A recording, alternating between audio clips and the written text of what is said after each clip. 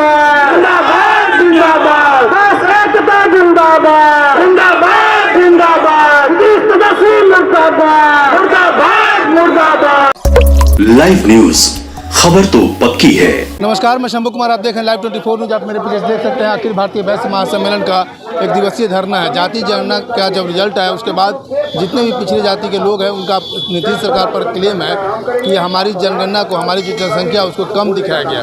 उसी को लेकर के यहाँ पर वैश्य समाज एक दिवसीय धरना प्रदर्शन कर रहे हैं। देखिए जो वैश्य समाज के जो नेता हैं वो क्या कह रहे हैं, सुनिए।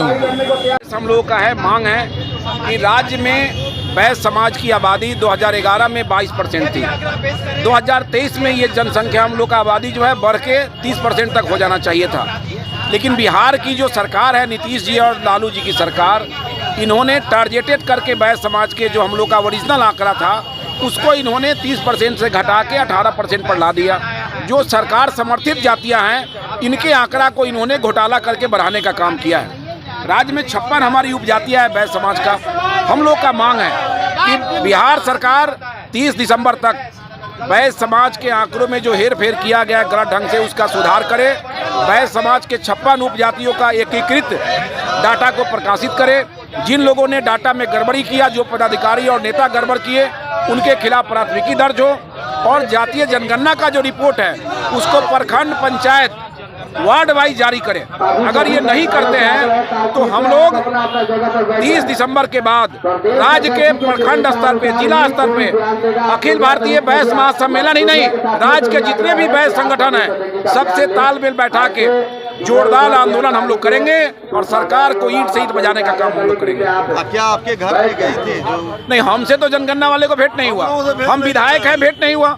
मेरा ये कहना है कि जनगणना करने वाले लोग अगर एक एक गांव को छोड़ दिए, टोला को छोड़ दिए, मोहल्ला को छोड़ दिए और अगर उसने वास्तविक डाटा भी दिया तो सरकार में बैठे हुए लोगों ने लाख को हजार में परिवर्तित करके सरकार विरोधी जातियों को इन्होंने तबाह करने का काम किया है, उनके अस्तित्व को समाप्त करने का काम किया है। केवल वैश्य समाज सड़क पर नहीं है, तमाम जातियां सड़क पर है। दुनिया समाज से लेकर कुशवाहा समाज, पासवान समाज, सब लोग विरोध कर रहा है। लेकिन राज्य सरकार घोटाले वाली सरकार है। सैकड़ों घोटाला इनके नाम पर दर्ज है। इस बार इन्होंने जातीय जनगणना करके एक कुख्यात घोटाला इन्होंने करने का काम किया है, जिसका हम लोग विरोध कर रहे हैं। आखिर कम करके जो दिखाया गया है, क्या लग रहा है कि जिसका पॉलिटिकली कम करके इसलिए दिखाया है लोग कि बिहार के जनता को हम गुमराह कर दें कि हमारे साथ फलना फलना जाति रहेगा तो इसी का आंकड़ा इतना मजबूत है कि हम सरकार में चले आएंगे। मतलब ये गलत आंकड़ा प्रस्तुत करके, गलत आंकड़ा प्रस्तुत करके अपने आप को ये राज्य में मजबूत साबित करना चाहते हैं। लेकिन इनको पता नहीं है कि आंकड़ा से कोई मजबूत नहीं होता है। आंकड़ा, फर्जी आंकड़ा से मजबूत नहीं होगा। धरातल पर जो मजबूत होगा उसी से मजबूती मिलता है। लगातार बिहार में वैश्य समाज की जो है राजनीतिक भागीदारी रही है, बड़े तौर पर रही है, तो क्या कहेंगे? भागीदारी हमारी बढ़ेगी।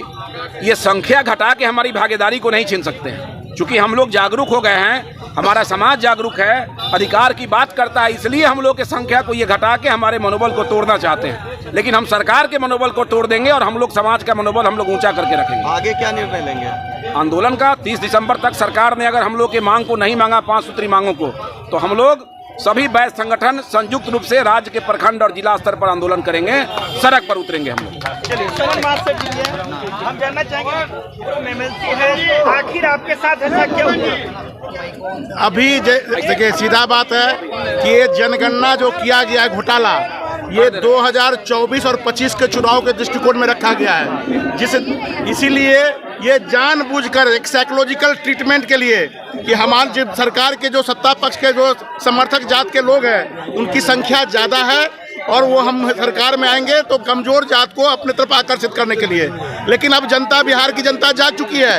ये 90 का दशक नहीं है कि आप कुछ भी करके समाज में तोड़ फोड़ करेंगे।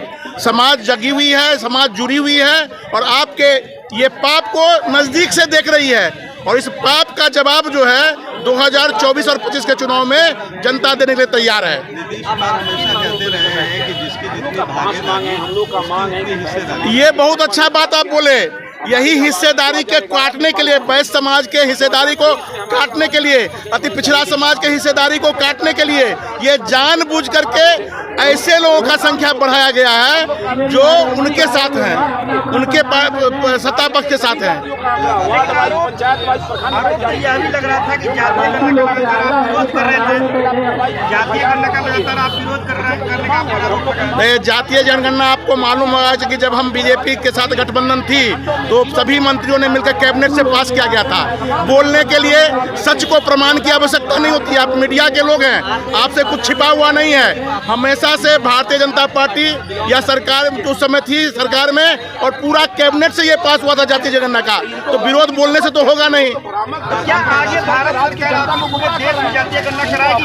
आपको भारत सरकार के बारे में, जिनको जो लोग अभी पिछड़े अति पिछड़े की बात कर रहे हैं, आजादी के बाद से कई पिछड़े के लोग पिछड़े की राजनीति करके सत्ता में पहुंचे थे, लेकिन पिछड़ा वर्ग आयोग का गठन नहीं किए थे वो। लेकिन देश के प्रधानमंत्री जी के नेतृत्व में पिछड़े वर्ग के आयोग का गठन हुआ है। इसीलिए किया गया है कि पिछड़ा वर्ग की जो हिस्सेदारी है, ये जो लोग मार रहे हैं उनको ये रोकने के लिए आयोग का गठन किया गया है। उनका कहना है कि अगर ठीक है हमारे अंदर त्रुटि है तो क्या देश को आगे बढ़ाने के लिए जो भी करना होगा हमारे देश के प्रधानमंत्री करेंगे। हम कह तो रहे हैं कि देश के लिए आगे बढ़ाने के लिए जो भी आवश्यकता होगा वो सरकार हमारी करेगी। जाति को हम खंड खंड में बांट करके 56 को जाति हम लोग उपजाति में आते हैं, लेकिन सबको अलग अलग कर दिया गया है। हम लोग चाहते हैं कि एक कोड में जो है सो वैश्य जाति का जो सब जो सो एक कोड में आ जाए।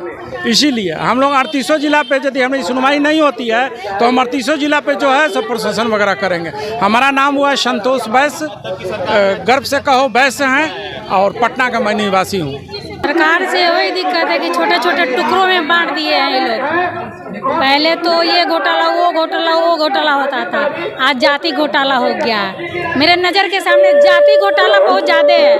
इसलिए यही है, सरकार से यही उम्मीद है कि सरकार हम लोग के लिए भी सोचे और समझे। हम लोग को यही कहना है कि सरकार जो भी सोचे अच्छा सोचे। हम लोग को इतना 2% 3% में बांट दिए हैं, हम लोग 30% है, हम लोग 30% है, हम लोग 30% में ही मानेंगे। 30% है। जाति गणना हम लोग के घर पे नहीं आया है, गिनने के लिए दम नहीं आया है। जाति गणना होता है, हम लोग गृहिणी हैं, वो घर पे आते समझ में आता है कि हाँ वो लोग जनगणना के लिए आए हैं, गिनती लिखने के लिए आए हैं, कुछ नहीं किए हैं। जब कैसे पता चलेगा कि वो जाति गणना किए हैं? कैसे पता चलेगा? आप ही बताइए। घर पे आएंगे तब तो पता चलेगा कि जाति गणना हो रही है या नहीं हो रही है। जाति गणना ऐसे नहीं होता है।